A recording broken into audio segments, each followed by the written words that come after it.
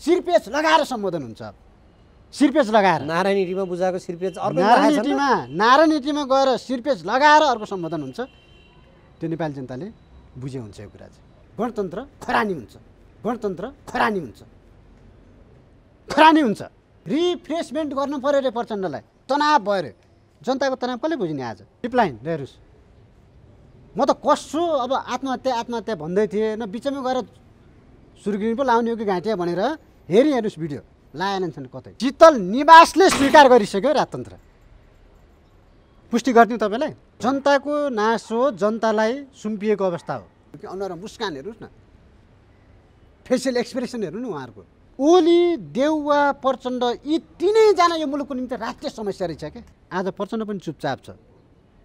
यसको अर्थ यसको अर्थ सदनले पनि वरिष्ठ अधिवक्ता शम्भु थापाले राष्ट्रिय टेलिभिजनमा न्यायाधीशहरू, प्रधान न्यायाधीशहरू घुस खान्छन्, हामी घुस खुवाउँछौँ भन्नुभएको छ उहाँले। दोहोरो बाबुराम भट्टराईको पनि मुख फुटेको छैन, बोली फुटेको छैन। जब न्यायाधीशहरूको नियुक्ति प्रक्रियामै दलीय भागभण्डा छ भने त्यहाँबाट छानिने प्रधान न्यायाधीश स्वयं कुनै न कुनै पार्टीको पकेटको हुन्छ।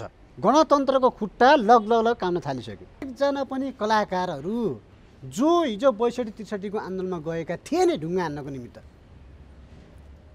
उहाँहरूको अनुहारमा एकजना पनि अनुहारमा चाहिँ तपाईँको त्यस्तो भाव थिएन क्या। सबै पार्टीले पालो खाँदा पनि किन एकजनाले पनि राम्रो काम गर्न नसकेको त? चोलेन्द्र शमशेर भनेको फेरि यस्तो तपाईँ माहिर मान्छे हो सेटिङ गर्नको निमित्त। गणतन्त्र नै नेपालको निमित्त अफाप सिद्ध भयो र विद्यादेवी भण्डारी नै यो मुलुकको अन्तिम राष्ट्रपति हो। मैले तपाईँलाई पहिलोपटक भने मैले नै स्वयं तपाईँको सुझाव दिएको उहाँको सल्लाहकारहरूलाई। जनता अन्याय भयो भनेर किन आज सडकमा छन् त? एमसिसीले नै यो तपाईँ गठबन्धन टुटाउन खोजिएको छ। तपाईँको अन्तर्वार्तामै भनेको थिएँ, केपी शर्मा ओलीले नै एमसिसी पास गर्ने त प्रस्ताव गर्छन् क्या। एमसिसीमै अड्केको छ क्या सबै कुरा नेपालको राजनीति अहिले। गरिएको सहमति अनुसार राज संस्था युगसम्म निरन्तर रहनेछ भनेको अर्थ के हो? यहाँलाई कार्यक्रममा स्वागत छ। धन्यवाद, नमस्कार। आराम हुनुहुन्छ? ठिकै छ। यो विजया दशमी पछिको यो हाम्रो पहिलो अन्तर्वार्ता हो जस्तो लाग्छ मलाई। आज विषयवस्तुको उठान यो पूर्व राज परिवारले हिमानी ट्रस्टको कार्यक्रममा एउटा चियापान गर्यो। त्यहाँ कलाकार, खेलाडी सबैलाई निमन्त्रणा गरियो। फुलपातीको दिनमा पूर्व राजा ज्ञानेन्द्र शाहले एउटा विज्ञप्ति जारी गरेका थिए। त्यो विज्ञप्तिपछि राजनीतिक तरङ्ग अझै पनि छचल्किएकै छ। यो बिचमा अर्को चियापानले के सन्देश दिन खोजेको होला? पहिलो कुरो त तपाईँको मुखबाट भन्नुभयो पूर्व राजा भन्ने, होइन? हजुर, पूर्व राजा नै होइन, वर्तमानमा नै राजै हो नि। गरिएको सहमति अनुसार राज संस्था युगसम्म निरन्तर रहनेछ भनेको अर्थ के हो? केही समयको निमित्त मुलुक सञ्चालन गर्नको निमित्त मैले अवरोध पुर्याएको रहेछु भने म केही समय पाखा लगाइदिन्छु, तपाईँहरू गर्नुहोस् न भनेर दिएको अवस्था मात्रै हो। अहिले त कहाँ राजा हुन् त, अहिले त राष्ट्रपति। र जनताको नासो जनतालाई सुम्पिएको अवस्था हो। जनताले राजा भनेर स्वीकारिसकेको अवस्था होइन नि। अब हेर्नुहोस्, अहिले हेर्नुहोस्, अस्ति भिडियो मार्फत भिडियो सन्देश दिइसके पछाडि प्रजातन्त्र र राजतन्त्र फुल्न फल्नको निमित्त यो दुईटा अपरिहार्य छ भन्ने सन्देश त आयो नि। भनेको दलीय व्यवस्था मान्दिनँ भनेको होइन, तर बहुदलीय व्यवस्था प्रणाली माने पनि त्यहाँ राजतन्त्रको स्पेस चाहिँ हुनुपर्छ है भन्ने सन्देश त आयो नि। राजतन्त्रको स्पेस नहुँदाखेरि एउटा शक्तिलाई मात्रै पाखा लाउँदाखेरि चाहिँ कुनै पनि मुलुकमा चाहिँ राजतन्त्र अथवा मुलुकको समृद्धि, मुलुकको स्वाधीनता र राष्ट्रिय एकता चाहिँ बद्दु रहनेछ भन्ने कुरा चाहिँ त्यो सन्देशले पुष्टि गर्यो। र त्यति मात्रै होइन, अहिले भइरहेका गतिविधिहरूले पनि त्यो कुरा चाहिँ पुष्टि गरेको छ। र आज 77 जिल्लामा तपाईँले पृष्ठभूमि भनिहाल्नुभयो, फुलपातीको दिन भिडियो सन्देश आयो। हिजो मात्रै विभिन्न क्षेत्रका कलाकार, खेलाडीदेखि लिएर नेपालका प्रसिद्ध व्यक्तित्वहरूलाई उहाँले चियापानी समारोह चाहिँ गर्नुभयो होटल सोल्टीमा। हिमानी ट्रस्टको आयोजना हिमानी ट्रस्टले गरेको थियो। कलाकारहरू एकजना पनि कलाकारहरू जो हिजो 62-63 को आन्दोलनमा गएका थिए नि ढुङ्गा हान्नको निमित्त, उहाँहरूको अनुहारमा एकजनाको नि अनुहारमा चाहिँ तपाईँको त्यस्तो भाव थिएन क्या, त्यो बेलाको जस्तो भाव। राजतन्त्र हाम्रो निमित्त समस्या हो है भन्ने भाव थिएन। हेर्नुहोस्, खुसियाली थियो, हर्षोल्लास थियो। हेर्नुहोस् हिजो कार्यक्रम यसले के जनाउँछ भन्दा आम जनताहरू चाहिँ राज संस्थाको पक्षमा छन्, राज संस्था चाहन्छन्। नेपालमा मियुको रूपमा मात्रै भए पनि, भनेको अभिभावकको रूपमा भए पनि, सेरेमोनियल भन्ने शब्द जुन आएको थियो नि त्यति बेला पनि, सेरेमोनियल किङको रूपमा भए पनि राज संस्था चाहिँ नेपालको निम्ति अपरिहार्य छ भन्ने कुरा चाहिँ पछिल्लो तपाईँको घटनाक्रमहरूले पुष्टि गर्दै गएको छ। अब हिजोको चियापानमा जो गए ती राज संस्थाका पक्षधर हुन् भनेर बुझ्ने हामीले होइन, पक्षधर भन्दा पनि राज संस्था चाहन्छन् उनीहरूले भन्ने बुझ्नुपर्छ। पक्षधर मात्रै होइन, उहाँहरूको भित्री चाहना नै राज संस्था चाहने उनीहरूको चाहिँ त्यो भाव देखियो, लय देखियो कि अनुहारमा मुस्कान हेर्नुहोस् न, फेसियल एक्सप्रेसन हेर्नु न उहाँहरूको। अब एमाले काङ्ग्रेस जस्ता गणतन्त्रवादी भनिएका पार्टीमा लागेका कलाकारहरू पनि त त्यसमा गएका देखिन्छन् नि। अब उनीहरू नि त्यतैतिर फर्के, त्यसो भए राज संस्थातिरै फर्के। यो व्यवस्थाले तपाईँको 14-15 वर्षको बिचमा जति पनि विकृतिहरू ल्यायो, विकृतिहरू पैदा गर्यो, अहिले हेर्दै जानुहोस् त तपाईँ 65देखि 64-65देखि आजसम्म आउँदाखेरि कुनै पनि पार्टी सरकारमा जान छुटेन, पटक पटक दोहोरिएर गए, व्यक्ति परिवर्तन भए खाए, लुटेर खाए। एउटै पार्टीका 2-3जनासम्म प्रधानमन्त्री भयो नि, एमालेको 3जना भए पाले पालो, माओवादीको 2जना भए पाले पालो, नेपाली काङ्ग्रेसको मात्रै 1जना मात्र भएको चाहिँ त्यही पनि उनले पालो पालो खाइरहेका छन्। हेर्नुहोस्, सबै पार्टीले पाले पालो खाँदा पनि किन एकजनाले पनि राम्रो काम गर्न नसकेको त भन्दाखेरि ओली, देउवा, प्रचण्ड यी तीनैजना यो मुलुकको निम्ति राष्ट्रिय समस्या रहेछ क्या, मुलुकको राष्ट्रिय समस्या। ओलीले प्रचण्डलाई आरोप लाउँछन्, खासमा चाहिँ यो तीनैजना राष्ट्रिय समस्या रहेछ भन्ने कुरा उनीहरूको आफ्नै कर्मले, कुकर्मले पुष्टि गरे। हेर्नुहोस्, हिजो यिनै देउवा ओलीलाई प्रतिगमन गर्यो भन्थे होइन, यिनै प्रचण्ड ओलीले प्रतिगमन गर्यो भन्थे। आज हेर्दै जानुहोस् त, आम नेपाली जनताले ओली र प्रचण्डले मिलेर प्रतिगमन गरे भन्छन्। हेर्नुहोस्, अझै तपाईँको अदालतलाई समेत मुछेर प्रतिगमन गरे यिनीहरूले भन्छन् अहिले। आजै केपी शर्मा ओलीले वडा अधिवेशन, आफ्नो पार्टीको वडा अधिवेशनको उद्घाटनमा 5 दलीय गठबन्धन जुन छ यिनीहरूले चाहिँ प्रतिगमन गरे भनिरहेका छन्। हो, त्यस कारण हेर्नुहोस्, ओलीले देउवालाई भन्ने, देउवाले प्रचण्डलाई भन्ने, प्रचण्डले झलनाथलाई भन्ने, झलनाथले माधव कुमारलाई भन्ने। हेर्नुहोस् है, भनेपछि यिनीहरू कोही पनि अछुतो रहन्छन् नि, त्यसै भनेको होइन होला नि यिनीहरूले पनि। यी सबै तपाईँको अछुतो छैनन्, यिनीहरू सबैमा धब्बा छ क्या। मात्र जनताले के भने कालो कोटभित्रका कालो दागहरू देख्न सकेनन् जनताले। आज यिनीहरूले अदालतलाई समय मुछेर चाहिँ कालो कोटभित्रको कालो दाग पनि देखाइदिए। हेर्नुहोस्, अदालतमा चाहिँ यो बिचमा प्रधान न्यायाधीश स्वयं नै पूर्व प्रधान न्यायाधीशहरूका घर घरमा डुल्नु भएको चर्चा आएको छ। हजुर, अदालत प्रधान न्यायाधीशले चाहिँ अहिलेको अवस्थामा पुर्याएको कि राजनीतिक दलका नेताहरूले? यो दुईवटा कुराहरू हिजोका दिनमा पनि हेर्नुहोस् है। पहिलो समस्या त नेपालमा राजनीतिक दलै भयो। हेर्नुहोस्, न्यायाधीश नियुक्ति गर्दाखेरि बल्खु दरबारको कोटा, कोटेश्वर दरबारको कोटा र सानेपा दरबारको कोटा भनेर न्यायाधीशको नियुक्ति गरियो हिजोको दिनमा। त्यति मात्र होइन, न्यायाधीश नियुक्ति भइसके पछाडि लड्डु बोकेर पार्टी कार्यालयमा गए यिनीहरू। हेर्नुहोस्, अनुहार तपाईँलाई जल्दले तपाईँ हामीलाई थाहा छँदैछ कुन कुन न्यायाधीशहरू कुन कुन पार्टीका पकेटबाट आए भन्ने कुरा स्पष्टै छ। हेर्नुहोस्, त्यति मात्र होइन, यिनको त एउटा पकेटमा पार्टीको सदस्यता, अर्को पकेटमा न्यायालयको कार्ड छ क्या। अहिले पनि तपाईँले चेक गर्नु भने त्यो देख्नुहुन्छ। अनि त्यस पछाडि आफ्नै पार्टीको एमालेको सेटिङमा गइसके पछाडि उसले नुनको सोझो गर्दैन, काङ्ग्रेसको सेटिङमा न्यायाधीश भएपछि उसले नुनको सोझो गर्न पर्दैन, माओवादीको सेटिङमा न्यायाधीश भएपछि उसले नुनको सोझो गर्न पर्दैन। त्यसो भए चोलेन्द्र शमशेर अहिले जो प्रधान न्यायाधीश हुनुहुन्छ उहाँले कसको सेटिङमा काम गर्नु? समस्या के देखियो भने राजनीतिक दल देखियो। दलले यी विभिन्न अविच्छिन्न अङ्गहरूमा, सङ्गठनहरूमा, हेर्नुहोस् है, संवैधानिक अङ्गहरूमा हस्तक्षेप गर्नु हुन्थेन। निष्पक्ष प्रधान स्वच्छ न्यायाधीशले छविका भाग व्यक्तिहरूलाई खोजेको राख्नु भन्छन् क्या अहिले त त्यस्तो भनेको छैन नि। प्रधान न्यायाधीशले भाग खोज्नुभयो, आफ्नो जेठानलाई मन्त्री बनाउनु भयो, हठात उहाँले राजीनामा पनि दिइहाल्नु भयो। अब उहाँले राजदूतमा भाग खोज्नु होला भनेको त्यो भाग त अहिले राजनीतिक दलहरूले खोजेको होइन नि त। अहिले त प्रधान न्यायाधीश स्वयं नै भाग मागेर हिँड्नु भयो भन्ने छ नि त। पहिले दिन्छु है भनेर पहिले लोभ्याइसकेपछि नदिएपछि के हुन्छ?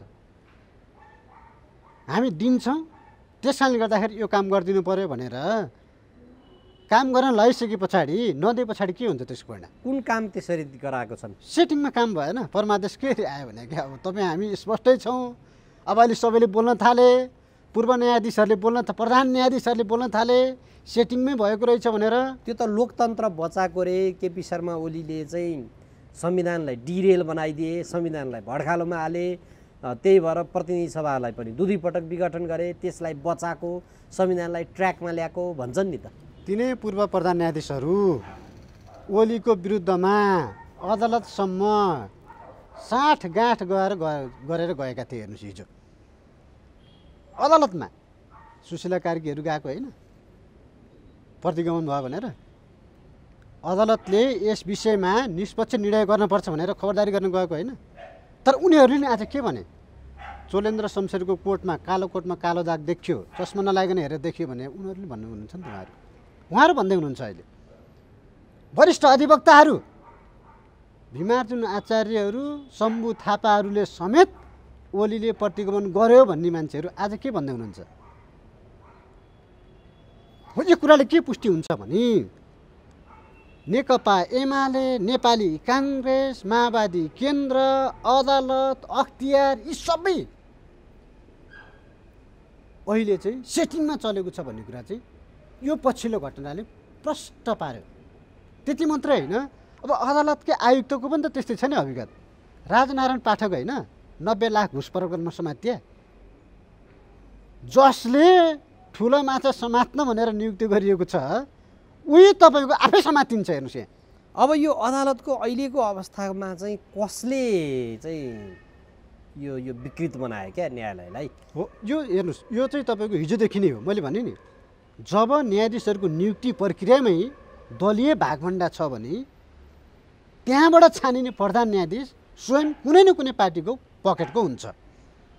अहिलेको प्रधान न्यायाधीश कसको पकेटको हुन पुगे त? अब हेर्नुहोस्, उहाँ त तपाईँको आजसम्म चाहिँ कतैको पनि देखिनु भएको थिएन। हेर्नुहोस् है, पार्टीकै तपाईँको सदस्यताको हैसियतले, तर उहाँ चाहिँ सट्टाबट्टा लेनदेनमा चाहिँ माहिर हुँदो रहेछ।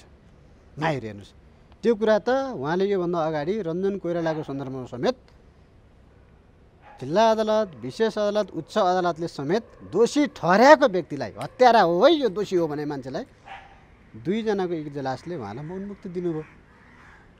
त्यहाँबाट पनि पुष्टि भयो। त्यहीँबाट न्यायालयमाथि प्रश्न चिन्ह त्यहीँबाट उठ्न थालेको र प्रधान न्यायाधीशको कर्ममाथि त्यहीँबाट प्रश्न चिन्ह उठ्न थालेको। त्यही भएर मैले भनेको त्यतिखेर पनि हामी गणतन्त्र आयो भन्छौँ। प्रधान न्यायाधीश राणा छ, प्रधानमन्त्री राणाको ज्वाइँ छ, अनि तपाईँ गणतन्त्र खोज्नुहुन्छ? व्यक्ति भन्दा पनि व्यक्तिका कामले स्थापित हुने होला नि त। गणतन्त्र त गणतन्त्र हो। राष्ट्रपति किन विवादमा भन्दा काम संविधान सम्मत गरिदिएको, संविधानको दायराले दिएको काम गरिदिएको भए विवादमा आउनुहुन्न थियो, सभामुख विवादमा आउनुहुन्न थियो। तर संविधानलाई मिच्न खोजेको कारणले उहाँहरू विवादमा भयो। त्यस कारणले व्यक्तिभन्दा पद्धति ठुलो भन्छन् नि। पार्टीको जबसम्म पार्टीको कार्यकर्ता भएर आफ्नो पदको गरिमा होइन कि पार्टीको कार्यकर्ता भएर काम गर्ने प्रवृत्ति रहिरहन्छ। गणतन्त्र आए पनि, योभन्दा अझै उन्नत किसिमको तन्त्र आए पनि दोहोरिने भनेको यही घटनाक्रम भयो। हेर्नुहोस्, हिजो यो काम चोलेन्द्रले गर्थ्यो, अर्को काम अर्को आएर गर्छ होइन। आजको दिनमा प्रधान न्यायाधीशलाई चाहिँ यो भागभण्डाको आरोप लगाएर बारले के भन्यो भने 15 दिनभित्र न्यायिक निष्पक्षताको सुनिश्चितताको आधार आएन भने राजीनामाको प्रसङ्ग उठायो। पूर्व प्रधान न्यायाधीशहरूको फोरमले त राजीनामा मागि नै सक्यो। अब अधिवक्ताहरू त लागि नै सकेका छन्, उनीहरूले सार्वजनिक मिडियामा बोलिसकेका छन्। अबको निकास के हो त्यसो भने? राजीनामा निकास अनुरूप अस्ति प्रचण्ड प्रधान न्यायाधीशको निवासमा पुग्नुभयो। त्यहाँ जानुको 2टा मात्र उद्देश्य थियो। एउटा उद्देश्य भनेको पहिलोपटक त उनले सुरुमा त भाग मागेकै हुन् दुईटा मन्त्रीको एउटा राजदूतको सम्झिला राजदूत समेत होइन र पछिल्लो समयमा चाहिँ विवाद आइसके पछाडि चाहिँ मिडियाले चुहाइदिइसके पछाडि त्यो कुरा चुहाइदिइसके पछाडि उनले अहिले विवाद आइसके पछाडि शपथ ग्रहण नगराउनु है भन्नुभएको चाहिँ रहेछ हेर्नुहोस्। तर त्यति सन्देश ज्ञानेन्द्रबहादुर कार्कीलाई दिँदै पनि शेरबहादुर देउवाले शपथ ग्रहण गराइदिनु भयो हमाललाई। गराइदिने बित्तिकै यो कुरा छताछुल्ल भएर बाहिर आयो, न्यायालयमाथि प्रश्न चिन्ह उठ्यो। अब यसलाई कसरी समाधान गर्ने हो? तपाईँले भने जस्तै राजीनामा मागिसके अथवा महाभियोगको कुरा आइसक्यो होइन भनिसके पछाडि त उनलाई त आफू विधावादी भएर जाने बेलामा पनि कलङ्कको कालो टिका लाएर जाने भयो, टिका आलै हुने भयो के, सुक्न नपर्ने भयो। त्यो एउटा चिन्ता। अर्को चिन्ता भनेको चाहिँ प्रचण्डको चिन्ता, त्यो 41 अरबको चिन्ता हेर्नुहोस्। दुबईमा भएको त्यो होटलको सेयरको पैसा जुन बिक्री गरेर ल्याउन खोज्दैछन् उनले, त्यो पैसा कसरी सेटिङ गरेर ल्याइदिने। र चोलेन्द्र शमशेर भनेको फेरि यस्तो तपाईँ माहिर मान्छे हो सेटिङ गर्नको निमित्त। जुन जुन मुद्दाहरू विवादित छन् भनेको व्यक्तिलाई जिताइदिनुपर्छ, उनी आफ्नो बेन्चमा राख्छन् के। होइन, प्रधान न्यायाधीशमाथि यतिको गम्भीर आरोप लगाउन मिल्छ तपाईँले? यो ठुलो आरोप हो, म जतिको व्यक्तिले भन्नु नहुने हो। तर देखेको यो छ क्या, ऐना जत्तिकै छर्लङ्ग छ। ऐना जत्तिकै गरे यस्तो यो आरोप लगाउन मिल्दैन, अदालतको मानानी होला फेरि। ऐना जत्तिकै छर्लङ्ग छ यो कुरो, ऐना जत्तिकै। तपाईँलाई म भनौँ, शम्भु थापाले एउटा टेलिभिजन कार्यक्रममा स्पष्ट भन्नुभएको छ, न्यायाधीशहरू घुस खान्छन्, हामी वकिलहरू घुस खाउँछौँ। अनि कति खान्छन् घुस भन्दा मुद्दाको प्रकृति अनुसार माग्नुहुन्छ त्यो अनुसार हामी दिन्छौँ। शम्भु थापाले भनेको कुरो हो राष्ट्रिय टेलिभिजनमा। वरिष्ठ अधिवक्ता शम्भु थापाले राष्ट्रिय टेलिभिजनमा न्यायाधीशहरू प्रधान न्यायाधीशहरू घुस खान्छन्, हामी घुस खुवाउँछौँ भन्नुभएको छ उहाँले। होइन, न्यायालय विकृत छ भन्ने त विभिन्न यसले न्यायालयमै गठन गरिएको एउटा आयोग हरिकृष्ण कार्की संयोजकत्वको आयोगले पनि प्रमाणित गरे, रिपोर्टै दिएको छ। तर प्रश्न के हो भने यति बेला चोलेन्द्र शमशेर जबराज जो प्रधान न्यायाधीश छन् उनीमाथि हामीले यसरी चाहिँ आरोप लगाउन पाइन्छ, मिल्छ, न्याय भोलि मानानी होला फेरि। दामोदर शर्माको सन्दर्भमा उहाँ पनि प्रधान न्यायाधीश हुनुभएको थियो नि, सुशीला कार्की पनि प्रधान न्यायाधीश हुनुभयो, अनुप्राज शर्माहरू पनि प्रधान न्यायाधीश भए। उहाँहरूको विषयमा त राजनीतिक निर्णय गरेनन् नि त, उहाँहरूले नगरिसके पछाडि उहाँहरूको विषयमा कहिले पनि विवादै आएन। सुशीला कार्कीको त्यत्रो अन्तिम आवरमा चाहिँ नि महाभियोग लगाउने कुरा आयो, गोपाल पराजुली त्यत्तिकै विवादित, दीपक शर्मालाई त्यस्तै चाहिँ नि हुनै दिएनन्। अब अहिले चोलेन्द्र शमशेर यो के भएको हो? प्रधान न्यायाधीशहरूमाथि किन यस्तो होला? त्यति बेला के भयो भने सुशीला कार्कीको सन्दर्भमा चाहिँ जुन प्रहरीको आइजिपीको सन्दर्भमा मुद्दाहरू थिए त्यो मुद्दाहरू प्रभावित हुन सक्छ भन्ने विपक्षी दलहरूको चाहिँ एउटा चाहिँ तपाईँ शङ्का थियो, आशंका थियो। जबकि उहाँले त्यस विषयमा कुनै पनि चाहिँ निर्णयहरू गरिदिनु भएन, निष्पक्ष निर्णय उहाँले को निमित्त चाहिँ उहाँले सिफारिस गर्नुभयो। हेर्नुहोस्, निष्पक्ष निर्णय हो त? निष्पक्ष हो नि, त्यति बेलाको निर्णय हो, त्यतिबाट निर्णय निष्पक्ष निर्णय। हेर्नुहोस्, त्यो हामीले मान्नै पर्छ। र अर्को कुरो भनेको रञ्जित रेको किताबमा आइसक्यो नि यो कुराहरू त। तत्कालीन गृहमन्त्रीले आइजिपी छान्नको निमित्त मसँग राय माग्नुभयो भनेर विभिन्न निधिसँग त उहाँले तपाईँको प्रश्न चिन्ह उठाइसक्नु भयो त।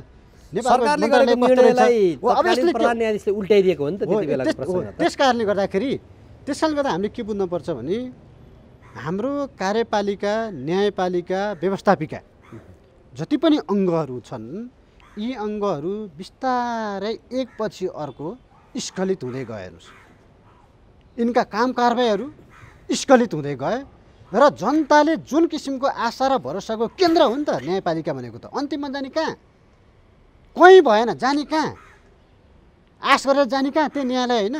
न्याय नपाए गोर्खा जानु भन्थ्यो, अहिले सर्वोच्च जान्छन्। हो, ल हेर्नुहोस् है, अब त्यही निकाय समेत कुनै दलको पक्षमा बसेर बिचमा बस्न पर्ने मान्छे, समस्याको समाधान खोज्न पर्ने मान्छे, न्यायिक निर्णय गर्न पर्ने त्यो व्यक्ति, त्यो पदको गरिमाको कुरा गर्दैछु मैले, एकपट्टि ढल्केर तपाईँ निर्णय गरिदिन्छ पटक पटक। त्यो त मैले मात्र भनेको हो र, सबैले भन्न थाल्यो अहिले। त्यो त अब यो सबै समस्याको जड त्यसो भने राजनीति नै हो त्यसो हो। त्यस कारणले गर्दा यो सबै समस्याको जड भनेको नेपालमा अहिले देखिएको राजनीति हो। र हिजो के हुन्थ्यो भने हरिजी, राजतन्त्र हुँदाखेरि हामीले गाउँघरतिर पनि त्यो गाई बाख्रा चराउँदाखेरि त्यहाँ गोठालो भयो भने त्यसले दायाँ चोर्न जान सक्दैन, त्यो हिम्मत गर्दैन। गोठालो भयो भने बाली खाइदिन्छ नि अर्काको गएर। हो त्यस्तै अहिले के भयो भने मियो भएन, गोठालो भएन क्या।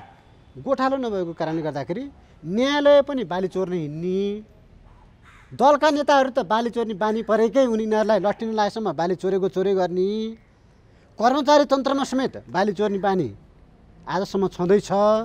हिजो लाखमा भ्रष्टाचार हुन्थ्यो, आज करोड अरबमा भ्रष्टाचार ल हेर्नुहोस् यहाँ। हो यो के कारणले भयो भन्दा यो चाहिँ मियो नभएको कारणले गर्दाखेरि, गोठालो नभएको कारणले गर्दाखेरि, अभिभावक नभएको कारणले गर्दाखेरि यो सबै कुरा चाहिँ अहिले नेपालमा चाहिँ देखियो। र मेन समस्या भनेको चाहिँ राजनीतिक दलहरूले सबै ठाउँमा राजनीतिकरण घुसायो क्या। शिक्षामा पनि त्यस्तै छ हेर्नुहोस्, स्वास्थ्य क्षेत्रमा पनि त्यही छ होइन। सबै ठाउँमा चाहिँ राजनीतिकरण, अदालतदेखि लिएर प्रहरी प्रशासनदेखि लिएर सबै ठाउँमा चाहिँ तपाईँको निजामती क्षेत्रमादेखि लिएर सबै ठाउँमा राजनीतिकरण भयो। त्यस कारणले गर्दा अहिले हेर्नु न तपाईँको डिआइजीको पद खाली छ, आइजिपीको नियुक्ति नियुक्ति भन्ने के कुरा आइरहेको छ हेर्नुहोस्। अहिले पद खाली राखेर सेक्सन त भइहाले, तर अहिले त हामीले जान खोजेको चाहिँ यही न्यायालयकै सेक्सनमा। अब न्यायालयको यो अबको निकास के? राजीनामा चोलेन्द्र शमशेर जबराको राजीनामाले निकास निस्किन्छ? उहाँले नैतिकताको आधारमा उहाँसँग अलिकति पनि थोरै पनि नैतिकता बाँकी छ भने उहाँले राजीनामा दिनुको विकल्प छैन हेर्नुहोस्। उहाँले राजीनामा दिएपछि त अर्को त्यस्तै व्यक्ति आउँछ, यस्तै राजनीतिक दलका नेताले नियुक्त गरेको अर्को न्यायाधीश आउँछ, फेरि पनि विकृत भइरहेको छ नि त न्यायालय। त्यो छ, आउँछ, हामीलाई थाहा छ कतापट्टि कुन पक्षको आउँछ त्यो पनि थाहा छ, श्रृङ्खलामा को छ, को खुट्टा उचालेर बसेको छ त्यो पनि थाहा छ। तर उहाँलाई के हुन्छ भने एउटा अहिले चोलेन्द्र शमशेरको राजीनामा भइसके पछाडि नैतिकताको प्रश्न उठ्छ र गल्तीहरू नदोहोऱ्याउने त्यो ठाउँमा चाहिँ उहाँ पुग्नुहुन्छ। गल्ती गर्दाखेरि यसै गरेर हटाइए क्या पटक पटक। सुशीला कार्की पनि विवाद निकालेर हटाइयो। दीपक शर्मा त उहाँ अब चाहिँ प्रधान न्यायाधीश हुनै दिइएन उहाँलाई। गोपाल पराजुलीको यस्तै अनेक के निकालियो। अब जबकि त्योभन्दा अगाडि केही थिएन, प्रधान न्यायाधीश भएपछि अनेक निकालियो। यस्तो किन भइरहेछ यो प्रधान न्यायाधीशमाथि चाहिँ? सिस्टममाथि नै प्रश्न हो कि यो प्रणालीमाथि नै प्रश्न हो। न्यायपालिकामाथि नै प्रश्न भनिसके पछाडि त माथिल्लो निकाय हो नि त, सबभन्दा माथिल्लो निकाय। व्यवस्थापिकामा प्रश्न छँदै थियो, कार्यपालिकामा प्रश्न छँदै थियो, न्यायपालिकामा चाहिँ प्रश्न सुरु भइसक्यो भनेपछि पछाडि सिस्टममाथिको प्रश्न चिन्ह हो। अथवा गणतन्त्र नै नेपालको निमित्त अफाप सिद्ध भयो। अब गणतन्त्र धरापमा पर्यो, त्यसो भए परिसक्यो त। गणतन्त्रको खुट्टा लग काम्न थालिसक्यो। त्यति मात्र होइन, अस्ति राष्ट्रपतिज्यूसँग जुन एउटा अन्तर्वार्ता थियो त्यो अन्तर्वार्ताले पनि स्पष्ट हुन्छ कि इतिहासमा केही व्यक्तिलाई अन्याय भएको छ भन्ने कुरा कोडिङ भएको छ। त्यहाँ हेर्नुहोस्, त्यो व्यक्ति भनेको को हो, कसलाई अन्याय भएको छ नेपालमा अहिले? तपाईँ हामीले प्रश्न देख्दैनौँ? कसले बेला बखतमा मुलुक गम्भीर सङ्कटमा पुग्यो भनेर विज्ञप्ति जारी गर्नुपर्छ, भिडियो सन्देश दिँदै हुनुहुन्छ। अन्याय कसलाई भएको? अब र नेपाली जनता अन्याय भयो भनेर किन आज सडकमा छन् त? होइन, नेपाली जनता त्यसरी चाहिँ खुलेर त सडकमा आएकै छैनन् नि, कहाँ आएका छन् र? त्यो मिति आउँदैछ, छठ पछाडि हेर्दै गर्नु होला। अहिले त बिस्तारै रिहर्सल गरेको हेर्नुहोस्, प्रोमो हो कि यो, प्रोमो देखाएको हो। यो चियापान प्रोमो भयो, त्यसो हो, चियापान प्रोमो हो हेर्नुहोस्। अब पुरा फिल्म दिनको डिनर र सन्देश त्यो पनि प्रोमो हो हेर्नुहोस्। फुलपातीको प्रोमो, त्यसले कति तपाईँको भाइब्रेट गर्यो, हिजोको प्रोमोले कति ठुलो भाइब्रेट गर्यो। त्यस कारणले गर्दा यो राजतन्त्रको फिल्म त अब निरन्तर चलिरहने हिसाबको गइसक्यो हेर्नुहोस्। तर पूर्व राजाले हिजोको दिनमा जो व्यक्तिहरू राजावादी भन्छन्, आफू राजा निकट भनेर चिनाउँछन्, तपाईँ स्वयं नै राज संस्थाको पक्षधर राख्नु भएको छ, कसैलाई नि बोलाएन नि किन? होइन, उहाँहरूको चरण छ हेर्नुहोस्। विभिन्न क्षेत्रका कलाकार, खेलाडी, होइन, हामीले नै देखो त्यो। मैले तपाईँलाई पहिलोपटक भने मैले नै स्वयं तपाईँको सुझाव दिएको उहाँको सल्लाहकारहरूलाई भेट्दाखेरि, यसरी काम कारबाही अगाडि बढाउनुपर्छ। पहिलो कुरो मैले नै भनेको राजा आफै पहिला खेलाडी र कलाकार किन सबैभन्दा मूलनीति त राजनीति हो। राजनीतिसँग व्यक्तिको आस्था जोडिन्छ भने पहिला राजनीतिबाट पो सुरु गर्नुपर्ने त। सबैसँग भइरहेको छ। फुलपातीको दिन केही व्यक्तिहरूलाई बोलाइयो, त्यस पछाडि अस्तिको दिन कलाकारहरूको पनि मुख्य भूमिका हुन्छ नि त, उहाँहरूलाई बोलाइयो। अब विभिन्न क्षेत्रका विशेषज्ञहरू, राजनीतिक कर्मीहरू र राष्ट्र संस्थाप्रति आस्था राख्ने शक्तिहरूलाई बिस्तारै चरण बाई चरण बोलाउँदै जाने र छठ पछाडि एउटा आन्दोलनको सिर्जना गर्ने। त्यसको निमित्त स्वतन्त्र व्यक्तिहरूलाई पनि राष्ट्र संस्थाको पक्षमा अथवा विपक्षमा तपाईँहरूको धारणा के हो भनेर राय बुझ्ने। हामीले नै सुझाव दिएको हो नि यो कुरा त, र सुझाव अनुसार उहाँले कमसे कम सुझावलाई चाहिँ उहाँहरूले शिरोधार्य गर्नुभयो र तुरुन्तै उहाँले नोट पनि गर्नुभएको थियो र त्यसलाई कार्यान्वयनमा पनि लानुभयो। र अब तिहार पछाडि यस्तो एउटा पात्र खोजिँदैछ जसलाई हिमालले नै पत्याओस्, तराईले नै पत्याओस्, पहाडले नै पत्याओस्, र त्यो पात्रको चाहिँ नेतृत्वमा चाहिँ 77 जिल्लाबाट आन्दोलनको सुरुवात हुन्छ। र त्यो आन्दोलनको आँधीबेहरीले यो लगलग कामेको गणतन्त्रको खुट्टालाई पछार्छ, सदाको लागि पछारेर राजतन्त्र स्थापित हुन्छ। राजा फर्किने होइन है, फेरि यो राजतन्त्र पुनर्स्थापित हुने हो। हिजो पनि थियो, अहिले पनि छँदैछ, केही समयको निम्ति पाखा लागेको हो, यसलाई स्थापित गर्ने हो। र विद्यादेवी भण्डारी नै यो मुलुकको अन्तिम राष्ट्रपति हो। त्यति मात्रै होइन, तराईले त पहिलो राष्ट्रपति पाइहाल्यो। विद्यादेवी भण्डारी पहाड र हिमाल दुईटैको प्रतिनिधित्व गर्नुहुन्छ, किनभने ताप्लेजुङ हो उहाँको। अब कुनै पनि क्षेत्रको प्रतिनिधित्व गर्न ताप्लेजुङ कि भोजपुर? ताप्लेजुङ।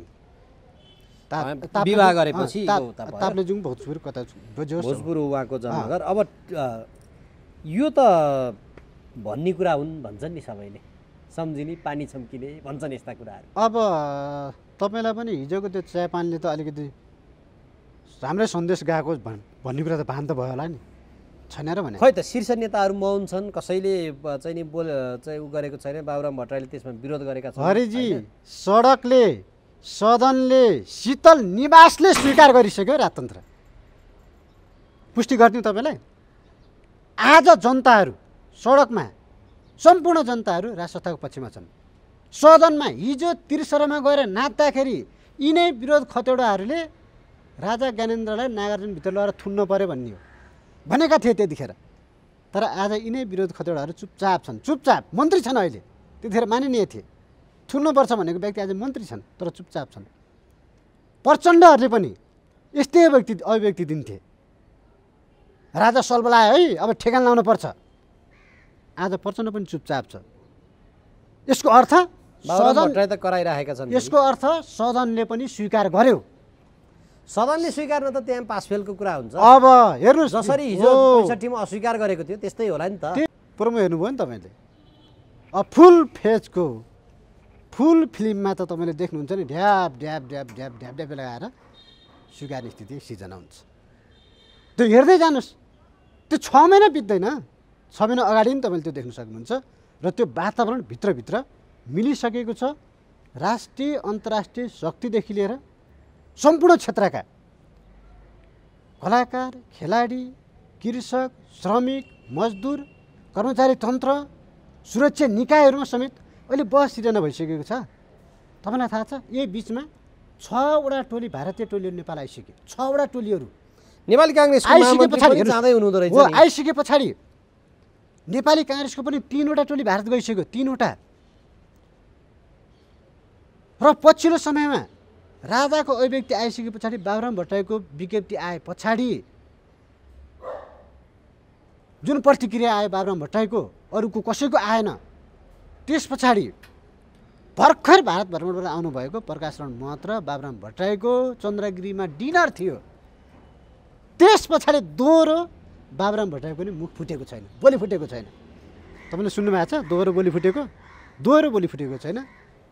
पारिवारिक तपाईँको जम्का भेट भयो चन्द्रगिरीमा उहाँहरूको, भारतबाट आउने बित्तिकै। भारतमा पनि पहिला दिल्ली जानुभयो, दिल्लीबाट आदित्यनाथलाई भेटेर आइसके पछाडि उहाँको प्रकाश रण महतको। र प्रकाश रण महत भनेको चाहिँ शेरबहादुर देउवाको दाहिने हात, तपाईँलाई पनि थाहा छैन। त्यो त म बुझ्छु, त्यो त प्रश्न छ भनेको सरकारको धारणा हो भनेको मैले। तर सरकारको शेरबहादुर आधिकारिक देउवा रूपमा चाहिँ उनी गएका थिए। मैले बुझेँ, तर शेरबहादुर देउवा चाहिँ अथवा प्रधानमन्त्री नेपालमा बन्ने साथै भारतमा जाने प्रचलन थियो। तर भारतमा योचोटि उहाँ जानै हुनुहुन्न, उहाँको पहिलो भ्रमण त ब्रिटेनबाट हुन गइरहेको छ। भारतसँग त उहाँको चाहिँ नि त्यो खालको तादात्म्यता पहिलाको अहिलेको सरकारसँग त कसरी चाहिँ नि नजिक रहेर भन्ने खालको पनि विश्लेषण गर्छ नि मान्छेहरू। यो औपचारिक भ्रमण र अनौपचारिक भ्रमणले अर्थ राख्छ। हेर्नुहोस्, भारतको निमन्त्रणालाई नै अस्वीकार गरेर ब्रिटेन गएको होइन, पहिलो कुरो। दोस्रो कुरो, अमेरिकन प्रतिनिधिहरूसँग समेत त्यहाँ भेट हुने वातावरण मिलिसके पछाडि जाने कुरो राम सहाय प्रसाद यादवको थियो, वातावरण मन्त्रीको। हेर्नुहोस् है, लिस्टमा नाम। तर अघिल्लो दिन के भयो भने अमेरिकी दूतावासले अमेरिकाका व्यक्तिहरू समेत जो एमसिसी परियोजनासँग सम्बन्धित छन् उनीहरूसँग र त्यहाँका प्रमुख व्यक्तिहरूसँग पनि होइन भेटघाटको वातावरण मिलाइदिइसके पछाडि मै जानुपर्छ भन्ने स्थितिमा उहाँ पुग्नुभयो र उहाँले यो औपचारिक निमन्त्रणाको हिसाबले गएको होइन, एउटा कार्यक्रममा गएको हो नि त। बेला सरकारको भ्रमणमा गएको होइन नि त, निमन्त्रणा गएको होइन नि, यो त कार्यक्रममा गएको हो नि। ठिक छ, उहाँ हिजो पनि तपाईँको प्रचण्ड पनि पहिलोपल्ट प्रधानमन्त्री हुँदाखेरि चिनमा तपाईँको चिन सरकारको निमन्त्रणा स्वीकार गरेर गएको होइन नि त। एउटा फुटबल आयोजना अथवा खेलकुद के आयोजना थियो, त्यो आयोजनामा जानुभएको। तर उहाँको पहिलो भ्रमण चाहिँ भारतबाटै हुन्छ। ल ठिक छ, अब उहाँको औपचारिक भ्रमण भारतबाट होला। अनि यो गठबन्धन, त्यहाँ त गणतन्त्रको लागि लडेका माओवादी पार्टी पनि छ, गणतन्त्र हाम्रै कारणले आयो भन्छन् उनीहरू। अहिले पनि उनीहरूको एक नम्बरको दाबी यही नै छ। कसरी यो गठबन्धन अगाडि बढ्छ त्यस्तो हो नि? सरकारमा चाहिँ नि एउटा चाहिँ ठुलै भाँडभैलो आउँदैन? अब हिजोको देव गुरुङको अभिव्यक्तिबाट चाहिँ एमसिसी परियोजना देउवाजीले पास गर्ने हिसाबले अगाडि बढ्नुभयो भने त्यो त प्रधानमन्त्रीले भनिसक्नु भएको छ। उहाँले भनिसक्नुभयो र उहाँको प्रतिक्रिया पनि आइसक्यो। गठबन्धन टुट्छ, देउवाले राजीनामा दिनुपर्छ, सरकारबाट बाहिरिनुपर्छ भन्ने कुरा देव गुरुङको मुखबाट आइसक्यो। र योभन्दा केही समय मात्र अगाडि केपी शर्मा ओलीले यो सरकार ढाल्नलाई कति दिन लाग्थ्यो? जम्मा 7 दिन, एक हप्ता भन्नुभएको छ होइन? हो, भनिसकेपछि अब हेर्नुहोस् है, देउवाको त्यो ब्रिटेन बेलायतमा भ्रमण, त्यहाँ अमेरिकन प्रतिनिधिहरूको भेटघाट, यता ओलीको बोली हेर्नुहोस् है। यहाँ तपाईँको यो कस्तो यो मिलेको के संयोग होइन कि यो मिलाएको कुराहरू हो। हेर्नुहोस्, सेटिङ हो। र यतापट्टि तपाईँको ऋषि दामलाई तुरुन्त ल्याएर फेरि देव गुरुङलाई के हो तपाईँहरूको कुरा भनेर बोल्न लाउने। हेर्नुहोस्, प्रतिपक्षमा राख्नको निमित्त सरकार। अब त्यो त ऋषिसँगको अन्तर्वार्तामा झलनाथ खनालले गठबन्धन नै टुट्छ यदि एमसिसी हेर्नुहोस् है, टुटाउन खोजिएको छ नि त। यहाँ त एमसिसीले नै तपाईँ गठबन्धन टुटाउन खोजिएको छ। एमसिसी नै एउटा हतियार हो। अब गठबन्धन टुट्छ, एमसिसी अगाडि हो। बढ्ने हो। त्यस कारणले गर्दाखेरि एमसिसी परियोजना एक स्टेप मात्र अगाडि बढ्यो भने पनि देवालले त भनिसक्नुभयो, प्रधानमन्त्रीले त तिहार पछाडि तुरुन्त पास हुन्छ भनेर होइन। संशोधन के को आवश्यकता छ? त्यहाँ कुनै केही छैन, नेपालको कानुन माथि छ भनेर उहाँले हप्काइसक्नुभयो नि अस्ति कञ्चनपुरमा गएर होइन। त्यस कारणले गर्दाखेरि एमसिसी परियोजनाले नै यो गठबन्धनलाई चाहिँ तपाईँको टुटाउने सम्भावना चाहिँ प्रबल चाहिँ देखिन्छ। हेर्नुहोस्, त्यसपछि त्यसो भने एमाले काङ्ग्रेसको सरकार हो। त्यस पछाडि जो एमसिसीको विपरीतमा छन्, विपक्षमा छन्, उनीहरू बिचको गठबन्धन हुन्छ। त्यति मात्रै होइन, मैले तपाईँसँग योभन्दा अघिल्लो तपाईँको अन्तर्वार्तामै भनेको थिएँ, केपी शर्मा ओलीले नै एमसिसी पास गर्ने त प्रस्ताव गर्छन् क्या। सरकार कसको? एमाले काङ्ग्रेसको। प्रधानमन्त्री त्यति बेला यदि एमाले सेक्रिफाइस गर्यो भने, हुन त हिजो पनि गरेको हो, केपी शर्मा ओलीको रिस भनेको प्रचण्ड र माधव नेपालसँग मात्रै हो, देउवासँग होइन। हिजो पनि देउवालाई खाइदियो भनेकै हो नि त। ओली पनि गएको हो नि, बुढालिङ्ग ठ्याक्क आएन र। पहिलो पार्टीले दोस्रो पार्टीको नेतृत्वमा सरकार बनाउन समर्थन गर्ने कि दोस्रो पार्टीले पहिलो पार्टीको नेतृत्वमा? यहाँ त के हो भने साँडेको जुधाइ भयो क्या। साँडेको जुधाइमा बादशाहको मिचा भने जस्तो हो। कुनै के को रिसले कुनै के को काखमा गएर उ गरे भने जस्तो होइन, त्यो स्थिति भयो क्या। बनाउन पनि त ओलीको लिडरसिपमा हो। तर भयो के भन्दा रिस पोख्नु पर्ने कसलाई छ भन्दा प्रचण्ड र तपाईँको उसलाई छ, माधवलाई छ। त्यसो हुँदा बरु देउवालाई स्वीकार गरिदिने, तर जसरी पनि यी दुईजनालाई चाहिँ सत्ताबाट पाखा लगाइदिने, भित्तामा पुर्याउने के। प्रतिगमनकारी भनेर आरोप लगाएर अनि केपी शर्मा ओली आफू नेतृत्वको सरकार ढाल्नलाई मतियार बनेका शेरबहादुर देउवाको पक्षमा अथवा उनको नेतृत्वमा भोलिको दिनमा एमालेलाई सरकारमा लिएर जान्छन् त जाँदैनन् होला नि त। राजनीतिमा नैतिकता हुन्छ र भने नेपालको त्यही पनि स्वार्थ त्यसो भए नीति एउटा स्वार्थ हो नि, व्यक्तिगत स्वार्थ हो नि। नेपालको राजनीतिमा कहीँ नैतिकता देख्नु भएको छ तपाईँले? कुनै नियुक्तिदेखि लिएर नेताहरूको बोलीमा कहीँ दम देख्नु भएको छ? तर पिपल त्यो पार्टीहरू सम्भावना सबै? छैन। अर्ली इलेक्सन हुन्छ भन्ने खालको कुरा गरिरहेछन् र शेरबहादुर देउवा प्रधानमन्त्रीले पनि गठबन्धनका नेताहरूसँग सल्लाह गर्छु भनेका छन्। वैशाखसम्म अर्ली इलेक्सनको कुराहरू त अहिले अलिक बढी जोरदार रूपमा उठ्न थालेका छ नि। हो, अब हेर्नुहोस्, अब 6 महिना पछाडि त जसरी पनि निर्वाचन त गर्नै पर्ने हुन्छ। निर्वाचनलाई सार्न हुँदैन भनेर पूर्व तपाईँको निर्वाचन आयुक्त नीलकण्ठ उप्रेतीहरूले समेत बोल्न थाले। सकेसम्म तिनै तहको निर्वाचन एकपल्ट गराउन सकियो भने आर्थिक हिसाबले पनि कम भार पर्छ भन्ने कुरा त आइरहेको छ अहिले। हेर्नुहोस्, त्यसो हुँदाखेरि स्थानीय तहको निर्वाचन र सङ्घ र प्रदेशको निर्वाचन एकैपल्ट गर्न चाहिँ नेपाल जस्तो मुलुकमा अलिक सम्भव हुँदैन। हेर्नुहोस् है, यो चाहिँ तपाईँको खर्चिलो त खर्चिलै छ। खर्चिलो भए पनि नेपाली जनताहरू त्यति सचेत छैनन् क्या, उनीहरूले सक्दैनन् त्यो प्रक्रिया पुर्याउनलाई। भोटिङको प्रक्रिया पुर्याउन सक्दैनन्। त्यस कारणले गर्दाखेरि चरण त 2 चरणमै गर्नुपर्छ। त्यसको निमित्त तपाईँको सुझाव उहाँहरूको हो, तर त्यो गर्न चाहिँ सक्दैनौँ हामीले। किनभने डिजिटल युगमा जानु पऱ्यो हामी, होइन? 77 जिल्लामा सबै निर्वाचन क्षेत्रमा डिजिटल युगमा जानु पऱ्यो, त्यो सम्भव हुन्छ। त्यसमा पनि मतदाता शिक्षा जुन दिनुपर्ने थियो त्यसको निम्ति समयको अभाव छ। त्यस कारणले गर्दाखेरि चाहिँ के देखिन्छ भन्दा वैशाख भनेपछि 6 महिना पनि बाँकी छ। त्यही वैशाख असार साउनतिर त गर्नै पर्ने हुन्छ, फेरि साउन भदौतिर अथवा मङ्सिरसम्म त गर्नै पर्छ। त्यसो हुँदाखेरि यो गठबन्धनको जोड घटाउ यही एमसिसीमै अड्केको छ क्या सबै कुरा नेपालको राजनीति अहिले। अमेरिका किन यसरी पस्यो नेपालको राजनीतिमा? एमसिसी मार्फत। हेर्नुहोस् है, हिजो पृथ्वीनारायण शाहले 2224 राज्यलाई एकीकरण गरे, जोडे। महेन्द्रले भारतको उपनिवेश हुनबाट बचाए मुलुकलाई। अब राजनीतिक दलका नेताहरूले अमेरिकाको उपनिवेश बनाउँदैछन्। त्यस कारणले गर्दा राजतन्त्र चाहियो यो उपनिवेशबाट फुत्काउनको निमित्त र मुलुक बचाउनको निमित्त ज्ञानेन्द्र चाहियो भन्नुको कारण त्यही हो। मुलुक बचाउनको निमित्त हो नि, राजाहरूले मुलुक बचाएको हो नि, मुलुक बनाएको पनि हो, मुलुक बचाएको पनि हो। तर दलका नेताहरूले त त्यो हुँडार भन्ने हुन्छ नि, जङ्गली कुकुर, अर्काले मारेर राखेको, शिकार गरेको राखेको त्यो शिकारलाई लुची खाइदिन्छन् क्या। यी यहाँका दलका नेताहरू त त्यो हो। त्यो मैले राष्ट्रिय समस्या भन्नु कारण त्यो होइन। त्यस कारणले गर्दा निर्वाचन प्रणालीमा पनि अब निर्वाचन हुँदा पनि उहाँहरूले चाहिँ मङ्सिर तपाईँको डेटमा गर्नै पर्ने हुन्छ। त्यहाँ पनि हेर्नु न, निर्वाचन आयोग धेरै सबै ठाउँमा सेटिङ छैन भने त्यसो निकास चुनाव हो। अबको निकास भनेको चुनावभन्दा अगाडि नै राजतन्त्रको पुनर्स्थापना हो। पहिलो कुरो त चुनाव त धेरै हेऱ्यो नि, त्यो त तपाईँको भनाइ हो नि। आम नेपाली जनताको भनाइ त्यही छ त। अहिले तपाईँ छठपछि देख्नुहुन्छ नि सडकमा कति जनता उत्रिन्छन् भनेर। यहाँ माइतीघरमा पहिला 59-60तिर राजनीतिक दलहरूले गरेको बेलाको त्यो 200 मान्छे आउँथे अनि झन्डा हल्लाउँथे जान्थे, त्यस्तै हुने हो कि? 59-60मा तपाईँले देख्नुभयो, 62-63 पनि देख्नुभयो नि तपाईँले पनि, होइन? 62-63 देखेँ मैले, 59-60 पनि देखेँ। देख्नुभयो 59-60मा एउटा झुन्ड हुन्थ्यो, त्यस्तै हो कि भने मैले चाहिँ। हो, सलाइको काँटी हो त्यो झुन्ड भनेको।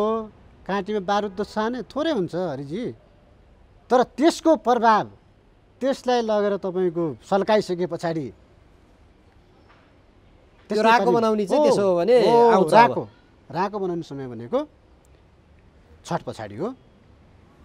त्योभन्दा छैन। अब कसरी राको हो, त्योभन्दा अगाडि, छठभन्दा अगाडि ज्ञानेन्द्र शाहको फेरि एउटा सम्बोधन आउँछ। त्यो सम्बोधन पछाडि पूर्व राजाको हैसियतले होइन, सिरपेच लगाएर सम्बोधन हुन्छ। सिरपेच लगाएर नारायणीमा बुझाएको सिरपेच, नारायणीमा गएर सिरपेच लगाएर अर्को सम्बोधन हुन्छ। त्यो नेपाली जनताले बुझे हुन्छ यो कुरा चाहिँ। नारायणीमा घुम्न गएर त्यस कारणले होइन, नेपाली जनताले राजा आऊ देश बचाऊ होइन, नेपाली जनता, आम नेपाली जनता हो, राजालाई अगाडि लाऊ, सिरपेज तपाईँको नारायणीभित्र छिराउ, सिरपेज लगाऊ, त्यो अभियान सुरु हुन्छ। ज्ञानेन्द्र शाहले सिरपेज लगाएर सम्बोधन गर्छन् भन्नु खोज्नुभयो हो। अब हरेक नेपालको राजनीतिमा हेर्नुहोस्, 7 साल, 17 साल, 36 साल, 46 साल, 62-63, 77, 78, 79 यो ग्याप हेर्नुहोस् न, ग्याप, परिवर्तनको ग्याप, नेपाली जनताले चाहेको परिवर्तनको ग्याप। नेपालको भूगोलले चाहेको परिवर्तनको ग्याप 36, 46, 58मा 62, त्यहाँबाट अलि 5 वर्ष जति भयो। यद्यपि 58मा ठुलो एउटा घटनाक्रम भयो, दरबारको वंशनाशै भयो, त्यसमा सङ्कटकाल पनि लागेको थियो। 62, 63, त्यहाँबाट 72मा संविधान जारी। अब 77, 78 हो कि 82, 84 हो त? होइन, संविधान जारी त त्यही प्रक्रिया हो नि त, 62, 63को प्रक्रिया हो नि। 62, 63 पछाडि 78, 79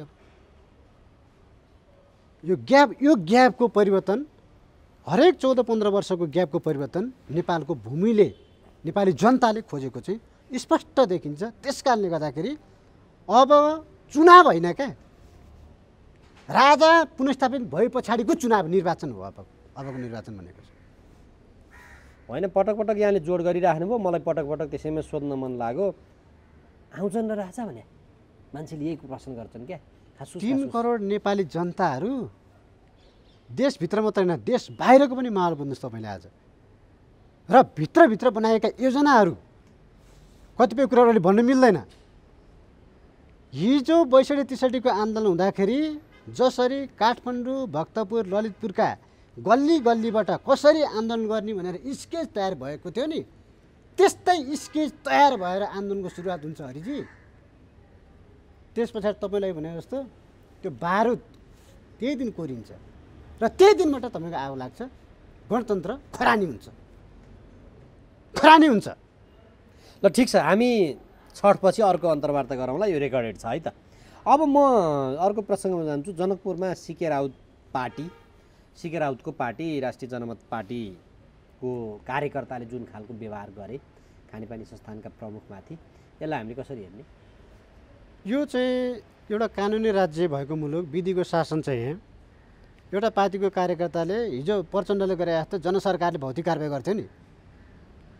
2टा श्रीमती बिहा गर्यो, तास खेल्यो, रक्सी खायो भने चोकमा लाने, हातखुट्टा बाँध्ने, अनि त्यो के हुन्छ, त्यो सिलौटो के हुन्छ, सिलौटोले लोहोरोमा पिछे जस्तै पिस्ने होइन, के लोहोरोले सिलौटोमा पिछे जस्तै पिस्ने काम गर्थ्यो। अनि तिनै प्रचण्डको कार्यकर्ता के गर्थे भने बेलुका त्यहाँका स्थानीयका चाहिँ तपाईँको जनताको चाहिँ रक्सी पार्ने, घ्याम्पो फुटाउने, हेर्नुहोस् है। हजुर। अनि डिस्टिलरीबाट चाहिँ चन्दा उठाउने क्या, हेर्नुहोस् है, त्यो काम गर्थे क्या तिनका जनताहरू। अहिले पनि के गरेको भने यो भुरा माछालाई तर्साएर सीके राउतले पनि त्यो प्रचण्डको शैली अप्नाएको, भुरा माछालाई तर्साउने, ठुलो माछाबाट लिने, माल झार्ने। एउटा इन्जिनियरले त कति भ्रष्टाचार गर्यो होला होइन, कति अनियमितता गर्यो होला, त्यही पनि अहिले कुरा आइरहेको छ कि सीके राउतको घर जाने बाटो पिच गर्दैन अरे उसले, हेर्नुहोस्। त्यही भएर त्यो कारवाही गर्नुपर्ने स्थिति हो त। प्रदेश सरकार छ, त्यहाँ केन्द्रमा केन्द्रीय सरकार छ। अनि खानेपानी संस्थानको प्रमुखलाई त्यसो गरेर उसको घर जाने बाटो पिच हुन्छ? हो, विधिको शासन त्यो हो त। होइन, हिजो पनि उनी त अराजक हो है। फेरि सीके राउत भन्ने व्यक्ति डलरबाट पालिएका व्यक्तिहरू हुन् यिनीहरू भनेको, हेर्नुहोस् है। यिनले हिजो पनि पहाडका महिलाहरूलाई तथानाम गाली गरेका थिए। त्यतिखेर शक्ति बस्नेत गृहमन्त्री हुनुहुन्थ्यो, हामीले नै उहाँलाई गएर खबरदारी गरिसके पछाडि उहाँलाई थुन्न लगाएको, हेर्नुहोस्। त्यति बेला सीके राउतलाई शक्ति बस्नेतलाई भनेर के भनेको यसले, महिलामाथि त्यत्रो आरोप लगाउने, अपशब्द बोलेको छ उसले त्यतिखेर पहाडिया महिलामाथि। त्यस पछाडि उनलाई थुनेको त्यतिखेर पनि। र पछि उनले के भन्यो भने एक मधेस एक प्रदेश, मधेस छुट्टै हो भन्दै, हेर्नुहोस्। नेपाल भनेको 2टा मुलुक हो, देश र मधेस। देश भनेको नेपाल हो, मधेस भनेको छुट्टै हो। मधेसलाई नेपालसँग मिल्नुपर्छ भन्ने कुरा कहीँ पनि छैन, कहीँ लेखिएको छैन भनेर भनिसके पछाडि सीके लालहरूले युरोपियन युनियनसँग ट्रेनिङ लिए, हेर्नुहोस्। मधेस भनेको के हो भन्ने कुरा विषयमा ट्रेनिङ लिएर तपाईँको योजनाबद्ध हिसाबले कृत्रिम कुराहरू थपेर, हेर्नुहोस्, कृत्रिम व्याख्या गरेर चाहिँ मधेस भनेको नेपालबाट छुट्टै भाग हो भन्ने हिसाबले उनीहरूले पुष्टि गर्दै गए सीके लालहरूले, खगेन्द्र सङ्ग्रौलाहरूले, हेर्नुहोस्। त्यही अनुरूप अनि त्यो हेर्नुहोस् है। घटनाक्रम हो, त्यस कारणले गर्दाखेरि यिनी हिजोदेखि नै अराजक हुन् क्या। फेरि के छ भने यिनकै पार्टीमा सबभन्दा बढी अहिले इन्जिनियर डाक्टरहरू छन्, फेरि हेर्नुहोस्।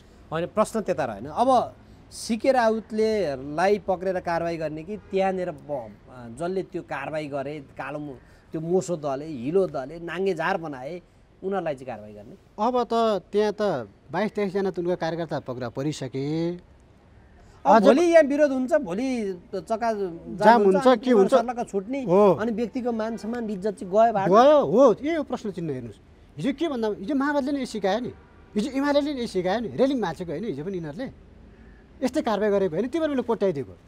हिजो यिनले पनि त्यही काम गर्थे, आज त्यही काम चाहिँ सिके राउतको कार्यकर्ताहरूले सिके भाटा बोक्ने काम सिके।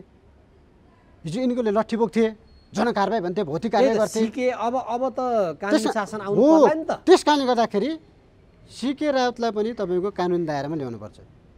यदि उहाँले नै आदेश दिएर यो कामहरू भएको हो भने, पहिलो कुरो त आदेशै नदिए पनि त्यो पार्टीको अध्यक्ष भइसके पछाडि जिम्मेवारी त लिनै पऱ्यो उहाँले। एउटा विज्ञप्ति पनि आएन उहाँको पार्टीको तर्फबाट, कमसेकम अनजानमा यी कामहरू भयो भनेर विज्ञप्ति आउनु पर्थ्यो।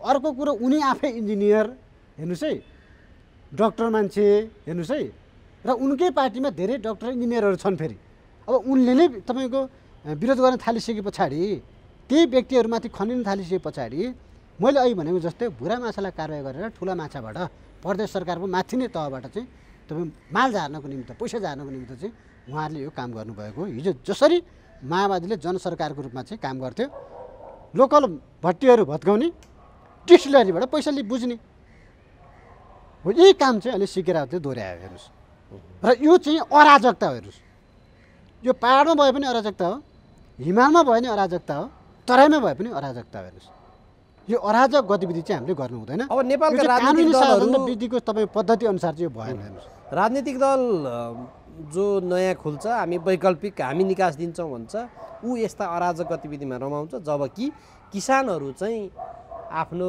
अरण्य रोदन केमा गर्दैछन् भने मेरो धान बाली मैले छोराछोरी बच्चा बच्ची पाल्नलाई जुन वर्षभरि मैले मेहनत गर्थेँ त्यसमा चाहिँ म समस्यामा परेँ भनेर एउटा मानवीय संवेदना, उनीहरूको पीडा चित्कार चाहिँ राष्ट्रिय सञ्चार माध्यमहरूमा आइरहेको छ।